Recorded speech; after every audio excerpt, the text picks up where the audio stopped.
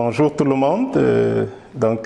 Je suis Yves. Je fais partie de l'église de Gatineau. C'est un plaisir d'avoir à vous parler aujourd'hui. Ces derniers temps, avec tous les défis par lesquels nous passons, on a trouvé une sorte d'occasion à saisir pour nous à la maison, Alice, les enfants et moi. On essaye chaque jour, autant que c'est possible, de trouver un 15 à 20 minutes en milieu de journée pour parler aux enfants de ce que le Seigneur a accompli dans nos vies depuis que nous le connaissons. Et après presque 2 mois à faire ça, j'ai été moi-même impressionné de tout ce que le Seigneur a accompli dans nos vies durant ces dernières années. Et ça m'a rappelé ce verset de Matthieu 17, je vais lire le verset 20. C'est beaucoup plus la deuxième partie du verset qui m'intéresse, mais je lis tout le verset. C'est Jésus qui parle. Il dit à ses disciples, c'est à cause de votre incrédulité, l'a dit Jésus. Je vous le dis en vérité, si vous aviez de la foi comme un grain de sénévé, vous diriez à cette montagne, transporte-toi d'ici, là, et elle se transporterait, rien ne vous serait impossible. Donc, pour ceux qui connaissent bien cette histoire, c'est après que Jésus est passé quelque temps sur la montagne avec ses disciples et qu'il ait eu ce qu'on appelle la transfiguration. Il y avait là Élie, Moïse qui s'entretenait avec Jésus. Lorsque Jésus et ses disciples redescendent de la montagne, ils trouvent quelqu'un qui avait amené son enfant à ses disciples pour qu'il chasse des démons de lui, mais ses disciples n'ont pas pu. Et Jésus s'en occupe, il chasse les démons, et puis les disciples lui demandent, mais maître, pourquoi on n'a pas fait? Et Jésus leur dit, si vous aviez de la foi, certaines versions disent comme un grain de moutarde, vous diriez à cette montagne, ôte-toi de là et jette-toi dans la mer, et elle le ferait. Et je me posais la question, mais pourquoi donc on réalise, ou peut-être pourquoi si peu de montagnes dans nos vies ne sont pas déplacées? En y réfléchissant, j'ai pensé ou j'ai réfléchi, et puis je suis arrivé à la conclusion qu'il y a au moins 3 choses qui font qu'on voit si peu de montagnes transportées et déplacées de nos vies. Donc, la première chose, je pense, c'est que nous n'avons pas l'audace de demander. Et la deuxième, c'est que nous avons peur d'être déçus. Et la troisième, c'est une question de perspective. Donc, mon message aujourd'hui porte sur ces 3. Je vais essayer rapidement de traverser ces 3 choses avec vous. Donc, le titre de mon message, ou du moins le thème de mon message, c'est l'audace de demander et de croire. Donc, la première chose d'abord, voyons ensemble, c'est que nous n'avons pas, parfois, il nous manque l'audace de demander et de croire que le Seigneur va accomplir ce que nous lui demandons. Marc 11 dit, et c'est Jésus qui le dit, c'est Jésus toujours qui parle, et c'est relié à ce que j'ai lu tantôt dans Matthieu 17, tout ce que vous demanderez en priant, croyez que vous l'avez reçu et vous le verrez s'accomplir. Alors pourquoi si peu de montagnes transportées? Pourquoi parfois on a l'impression que si peu de choses sont accomplies? Jésus, lorsqu'il s'est adressé à ses disciples, les dernières paroles qu'il leur dit, les dernières paroles ou du moins l'un des derniers discours qu'il leur fait avant de quitter cette terre, il leur disait, je vais retrouver le verset, Jean 16, je vais lire le verset 24, Jésus dit, « Jusqu'à présent, vous n'avez rien demandé en mon nom, demandez et vous recevrez afin que votre joie soit parfaite. » Donc, ce texte ressemble beaucoup à celui que j'ai lu tantôt dans Marc 11, le verset 24, qui disait que tout ce que vous demanderez en mon nom, croyez que vous l'avez reçu et vous le verrez s'accomplir. Donc, ce que le Seigneur attend naturellement, c'est qu'on demande. Et Jésus expressément disait à ses disciples, jusqu'à présent, vous n'avez encore rien demandé en mon nom. C'est vraiment une attente du Seigneur que nous demandions et que nous prenions le risque de croire pour que nous le voyions s'accomplir. Donc, je vais rapidement aller au deuxième point qui essaye de justifier pourquoi nous prenons le risque souvent de ne pas demander et parfois de ne pas croire. Ce n'est pas que nous ne demandons pas, c'est que souvent on demande, mais notre façon de demander est telle que ce n'est vraiment pas accompagné avec la conviction que nous recevrons ce que nous allons demander. Ça peut être souvent parce qu'on est déçu ou on a peur d'être déçu. Peut-être qu'on a demandé quelque chose au Seigneur dans les années ou les mois ou les semaines ou même les jours avant. On a vraiment cru très fort que le Seigneur allait nous le donner et on n'a pas vu cette chose-là se réaliser. Et ça a créé dans notre cœur une certaine déception. Et la peur d'être déçu, parfois nous amène à avoir comme résolution cachée, parfois on ne s'en rend même pas compte, c'est insidieux, mais on se dit, on a tellement vécu une déception qu'on n'a plus envie de demander, on ne prend plus le risque de demander, et parfois, même lorsqu'on demande à Dieu des choses, on lui demande des choses qui n'engagent pas quelque chose de profond chez nous, on lui demande des choses qui sont sans risque. Pour notre foi, on lui demande des choses qui sont évidentes. Par exemple, Seigneur, bénis-moi. Ou des choses qui sont difficilement mesurables. Seigneur, fais-moi grâce. Ou Seigneur, donne-moi la vie. Mais des choses précises pour lesquelles on se bat ou qu'on désire très fort, on évite parfois de s'engager profondément pour les demander à Dieu. Pourtant, Jésus nous recommandait de demander et d'insister même. Et il a, par exemple, donné cette parabole du juge qu'il a considéré comme un juge inique. Il a qualifié de juge inique dans Luc 18. On peut lire à partir du verset 1 où on dit « Jésus leur adressa une parabole pour montrer qu'il faut toujours prier et ne point se relâcher. » Et il parle de cette histoire de ce juge qui ne voulait pas rendre justice à une veuve, à une dame. Et cette veuve ne se laisse pas compter. Elle a tellement insisté que finalement, le juge a dit, même si je ne crains pas Dieu, parce que cette femme m'importune, je vais lui rendre justice. Et cette image est une image où Jésus prend cette image pour dire à combien plus forte raison le Seigneur va nous donner les choses si on insiste. Et ça m'amène ça m'amène à parler d'un exemple de gens qui ont demandé avec insistance qu'une montagne soit déplacée.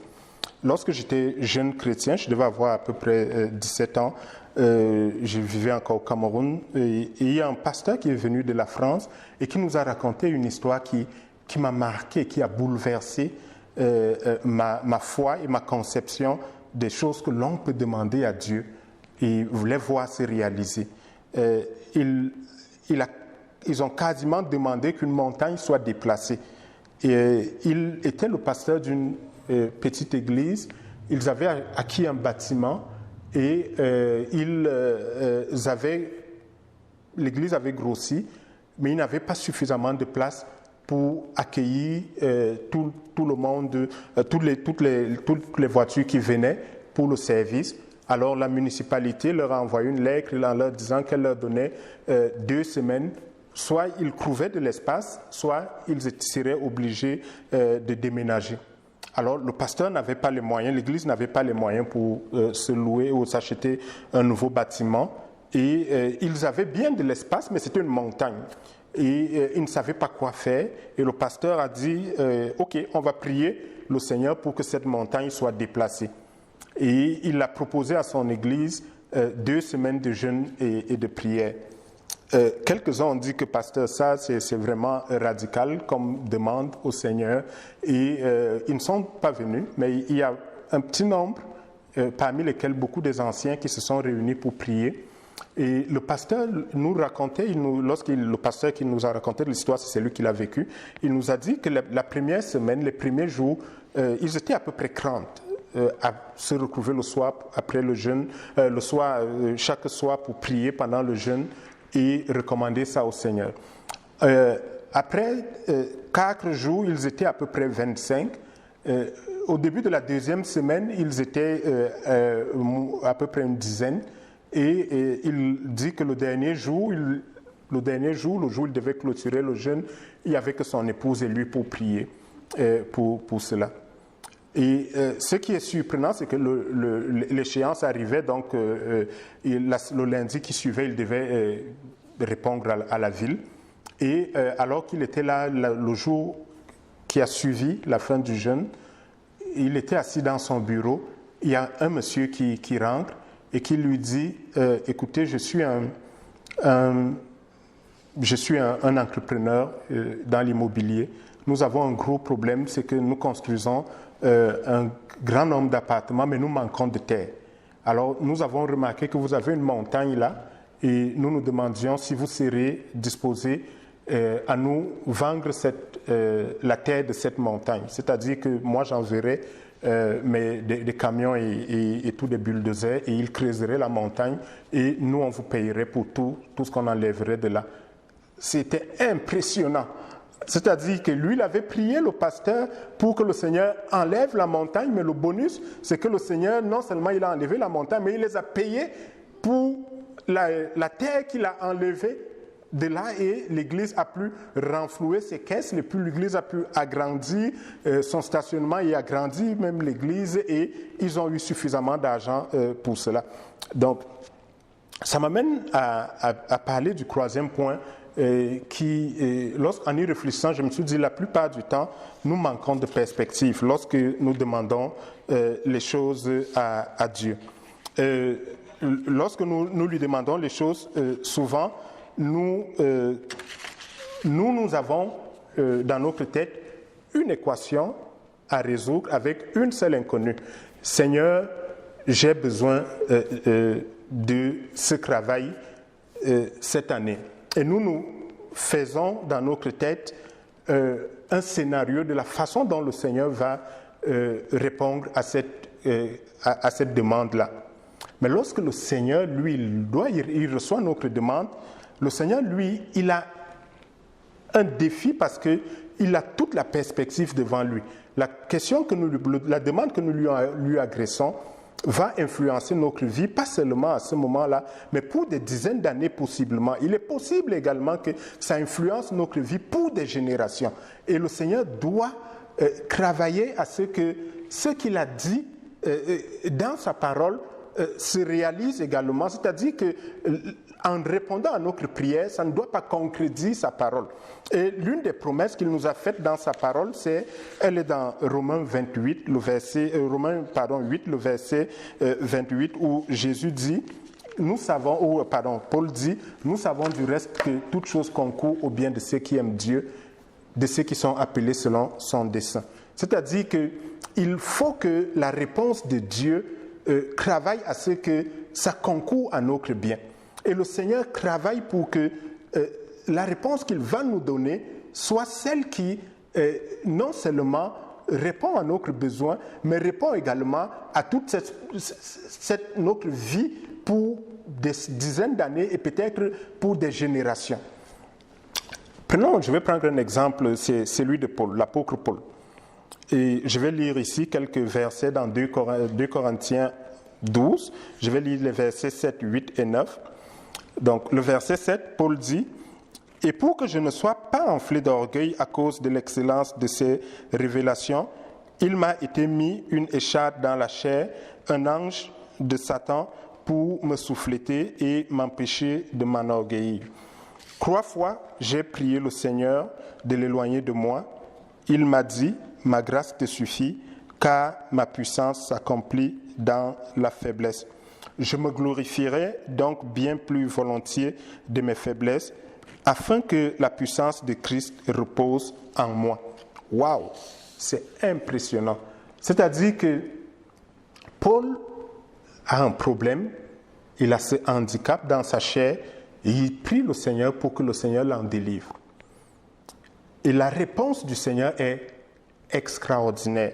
Le Seigneur lui dit, écoute Paul, j'ai bien entendu ta prière et je bonifie ce que tu m'as demandé.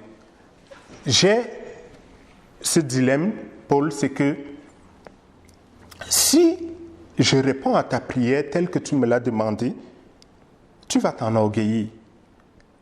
Tu vas devenir orgueilleux des choses que je fais au travers de toi. Mais ce handicap, je le laisse là pour une raison, c'est pour que tu ne deviennes pas orgueilleux. Mais si je l'enlève, Paul, tu vas devenir orgueilleux parce que ma puissance repose sur toi. Mais écoute, ce que je propose, c'est que dans ce handicap-là, je vais accomplir ma puissance au travers de toi. Alors, ça signifie que tu as le choix. Paul, regarde maintenant.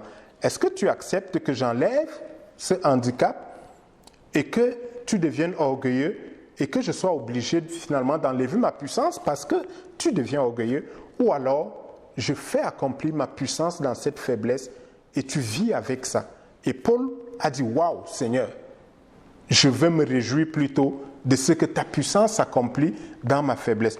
Donc souvent lorsqu'on demande les choses à Dieu, parfois on reste un jour, 2 jours et on ne l'a pas vu s'accomplir et on pense que c'est un silence, on pense que c'est un refus et on pense que le Seigneur n'a pas agi.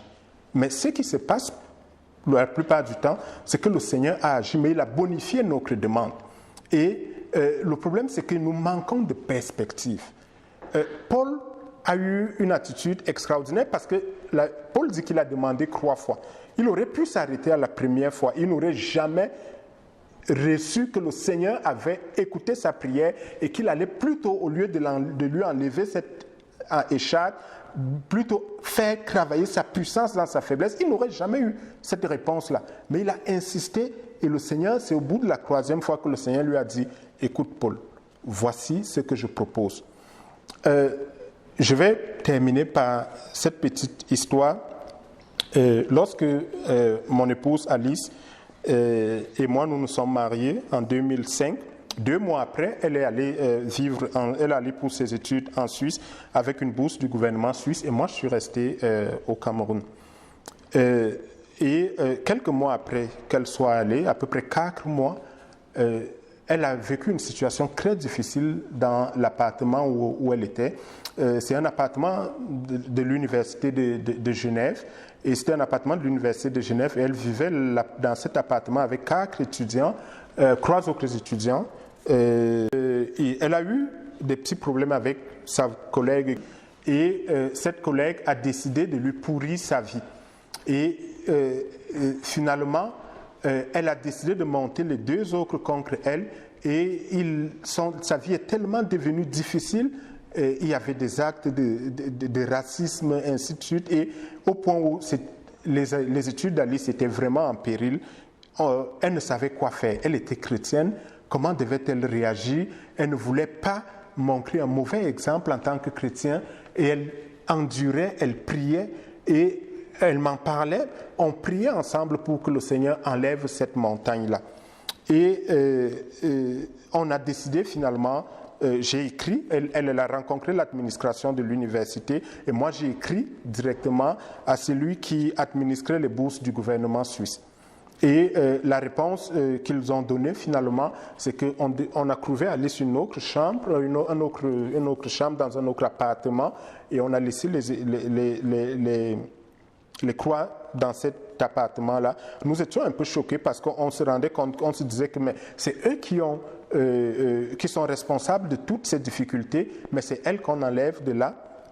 Et pour nous, on avait vu un rocher et on demandait que le Seigneur enlève ce rocher. Nous, on l'appelait une montagne, mais au fond, le Seigneur avait vu plus grand. Parce que après qu'Alice ait été enlevée de cet appartement-là, quelques mois après, nous avons eu le projet qu'il fallait que je la rejoigne. Ensuite, j'ai eu une inscription dans une université, mais il nous manquait les ressources financières pour cela. Et on nous demandait à peu près 10 000 francs suisses, environ 15 000 dollars canadiens. Et on n'avait pas cet argent-là.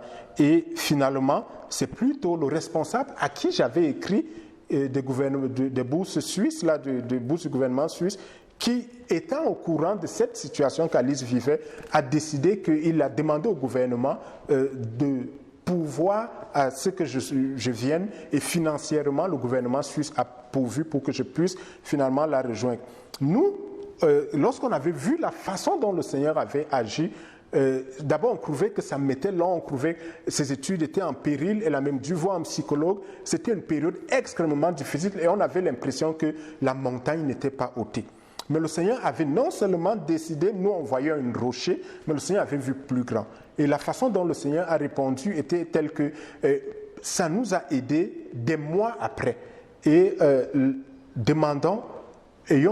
prenons l'audace de demander et de croire, et prenons l'habitude de prier jusqu'à ce qu'on voit l'accomplissement des choses qu'on a faites, qu'on a demandé au Seigneur. Et parfois, si on ne les voit pas, ce n'est pas parce que le Seigneur n'a pas fait, c'est parce que le Seigneur a bonifié. Et comme dans la situation de Paul, si on lui demande, il est possible que le Seigneur ouvre nos yeux et qu'on se rende compte combien est-ce que le Seigneur a intervenu et combien il a agi. Que le Seigneur vous bénisse abondamment. Merci.